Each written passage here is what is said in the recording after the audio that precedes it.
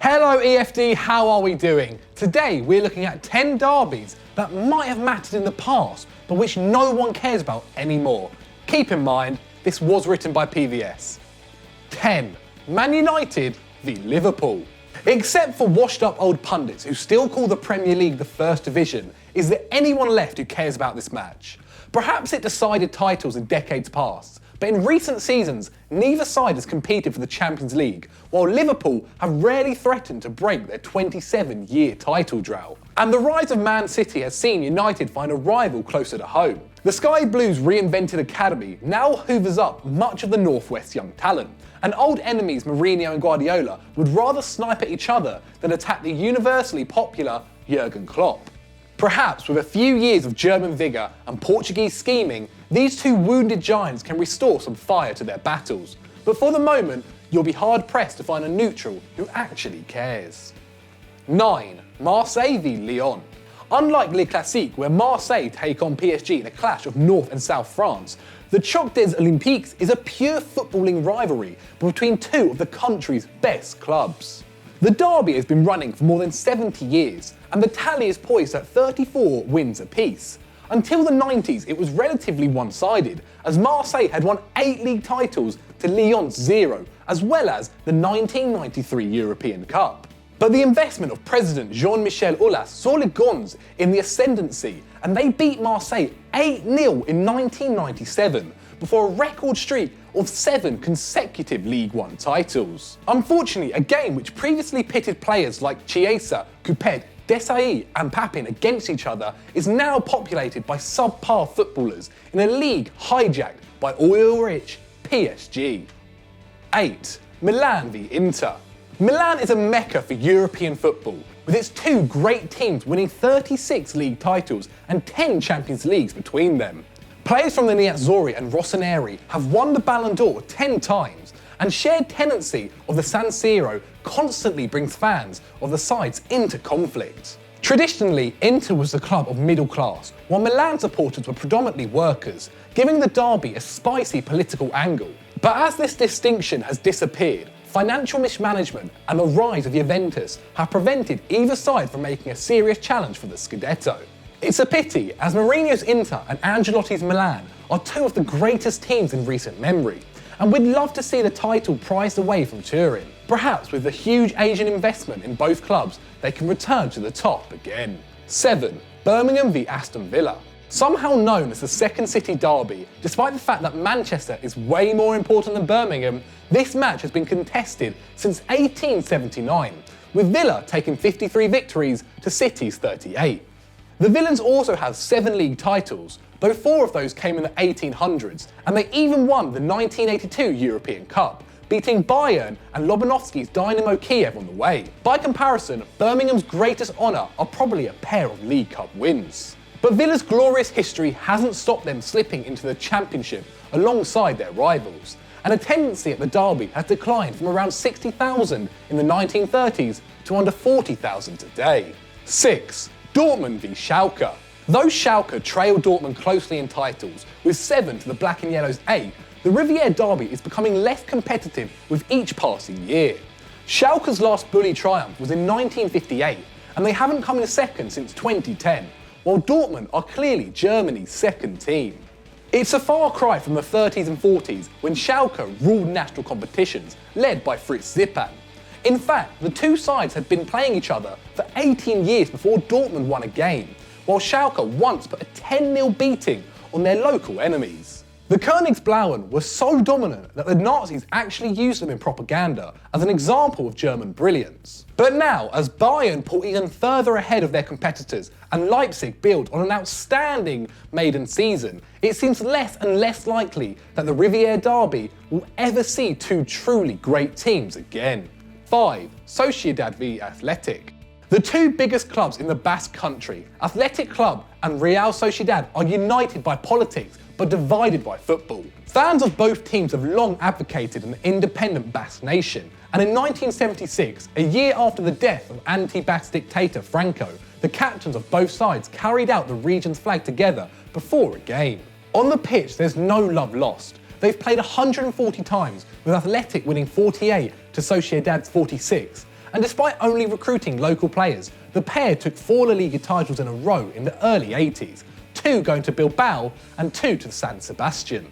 However, neither side have won the league since, even though Sociedad began signing non-Basque players in 1989, starting with Irishman John Aldridge. These days, neither side can keep its stars, as Xavi Martinez, Antoine Griezmann, Xabi Alonso and Lizarazu have all departed for bigger things. The derby remains a source of local pride, but nothing more. 4. The Glasgow Derby. Like United and Liverpool, this is another one remembered fondly by middle-aged ex-pros and ignored by the general public. Oh, and Chris Hamill. As recently as the late 90s, the Glasgow Derby was fiercely fought, as Henrik Larsson's inspired boys team ended Rangers' dream of 10 titles in a row. Celtic had narrowly avoided financial meltdown, but a decade and a half later, the Light Blues ploughed straight into administration, getting slapped down to the Scottish 4th tier. With their old enemy gone, Celtic were able to win the title with dogshit players and dogshit managers, before finally making an excellent appointment in Brendan Rodgers, just as Rangers returned to the SPFL. The talent on and off the pitch at Celtic Park now makes it unlikely that the Gers will catch up to the Hoops, while the increasing diversity in Scottish society makes the old Catholic versus Protestant hatred seem like a thing of the past. Call us when Rangers can actually compete for the league again. 3. England v Scotland. Maybe this matters to you if you're Scottish or over 80. If not, chances are you're not interested in seeing the football equivalent of a bum fight between two teams which haven't troubled the latter stages of a major tournament since Gaza had his own liver. Christ, Patrick van Straten, that's mental. The clash between the Three Lions and the Old Enemy was actually the first international game ever. And for 117 years between 1872 and 1989, the two nations played each other every spring. Memorable matchups include a 9-3 England win in 1961, while Scotland famously triumphed over the World Cup holders in 1967. The annual series has now been defunct for nearly 3 decades, and Scotland have not qualified for the World Cup or Euros in 19 years. England, meanwhile, have specialised in early exits, hardly a clash of the titans. 2.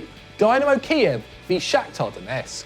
A rivalry with 80 years of history, Shakhtar vs Dynamo is known as the Ukrainian Klashny, with the pair having won 24 of the last 25 domestic championships. While Dynamo are situated in the country's capital, Shakhtar represent the industrial east of Ukraine. Both have won continental trophies, Shakhtar picking up the 2009 UEFA Cup and Dynamo twice taking home the UEFA Cup Winners' Cup, as well as reaching the Champions League semi-finals 3 times under the great Lobanovsky. Dynamo have fielded 3 Ballon d'Or winners, Andrei Shevchenko, Oleg Blokhin and Igor Belanov, in their clashes giving the Kiev outfit a record 63 wins to Shakhtar's 35. There's still talent in the two squads, with Mkhitaryan and Fernandinho passing through to Donetsk in recent years, but neither team can match up to the past greats. And sadly, political unrest in Ukraine seems likely to prevent a resurgence anytime soon. 1. Honved V Ferencvaros.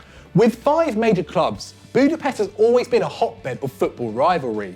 And while the city's major derby is between Feren-sva-ross and Budapest, Honved became a dominant force in the 1950s, winning 5 titles. Honved had been taken over by the Hungarian army, and with visionary coaches like Bela Gutmann and Gustav Sebes, they challenged the supremacy of Feren-sva-ross, the country's most successful club. Honved boasted greats like Puskás, Koksic and Sabor, while Feren-sva-ross were led by Florent Albert, the only Hungarian ever to win the Ballon d'Or and score 255 goals in 351 league games. After years of bitter defeats to Fradi, Honved went 15 games unbeaten against them and recorded a 9-1 win in 1952. However, the Hungarian Revolution of 1956 brought the golden age to an end. With tanks in the streets, Honved players like Puskás and Koksic decided against returning from a European tour, moving to Madrid and Switzerland respectively. Honved haven't won a title in 24 years, and Europe has gradually forgotten them. So those were our 10 dying rivalries. As always, if you've got any comments, let me know in the comments below. And if you've enjoyed this, why not check out Stat Wars, where Chris actually did okay for once. And as always, guys, don't forget to like and subscribe. Hasta la vista, baby. That's the best I've ever done, George. Oh my God, that's amazing. I know, I saw it and I went, I've got this. German brilliance. I don't think I should be so happy when I say that. Christ. The Königsflower. Of a major tournament since Gaza and his own liver. Don't know if I can say that. Oh, Patrick Van Straten, man.